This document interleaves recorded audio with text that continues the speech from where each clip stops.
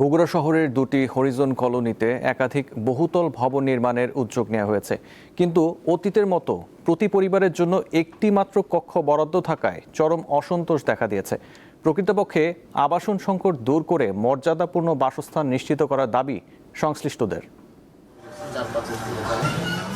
একটি মাত্র ঘর, তার সামনেই ছোট্ট একটি বারান্দা, এতটুকু জায়গাতেই সপরিবারে বসবাস। একজন দুজন নয়, পরিবারের সকল সদস্য থাকেন এখানে। এমনকি পরিবারের ছেলে মেয়েদের বিয়ে হলেও তাদের জন্য মেলে না আলাদা রুম, থাকতে হয় একই ঘরে সবার সঙ্গে গাদাগাদি করে। বলছি বগুড়ার হরিজন সম্প্রদায়ের কথা। আবাসন সংকট সমাধানে বগুড়ায় দুটি হরিজন কলোনিতে বহুতল আবাসিক ভবন নির্মাণের উদ্যোগ নিয়েছে সরকার। প্রকল্পের কাজ শুরু হলেও এ নিয়ে দেখা দিয়েছে চরম অসন্তোষ, কারণ বহুতল ভবনেও পরিবার প্রতি বরাদ্দ রাখা হয়েছে একটি মাত্র কক্ষ। আমাদের উঠে দাঁড়াতে হবে, স্পিড সকল অন্যায়ের বিরুদ্ধে রুখে দাঁড়ানোর এনার্জি পার্টনার। একটাই রুম যদি করেন তাহলে প্রচুর মতো জীবনযাপন আগেও যাচ্ছিল, এখনো তাই হলো। সেটা করাচ্ছে না করাই ভালো।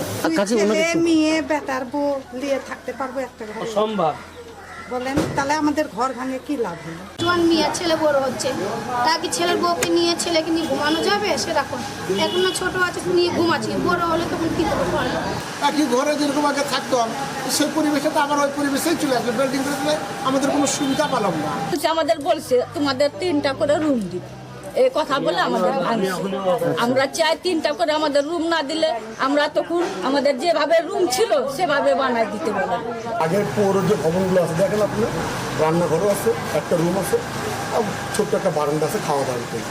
খালি কি বাথরুম একটা যোগ হচ্ছে আমাদের, তার সাথে আর কিছু যোগ হচ্ছে না। বিষয়টি গুরুত্বের সঙ্গে বিবেচনার কথা জানান প্রকল্পের কর্মকর্তারা। আপনি যেটা বলছেন সেটা আমাদের ঊর্ধ্বতন কর্তৃপক্ষকে আমরা বিষয়টা অবগত করবো যে স্যার এখানে যদি একটা না করে সেপারেট যদি দুটা রুম যদি করা যায় তাহলে তারা আরেকটু ভালো হয়তো সুন্দর পরিবেশে তারা থাকতে পারে, সিকিউরিটিও তাদের মধ্যে থাকবে।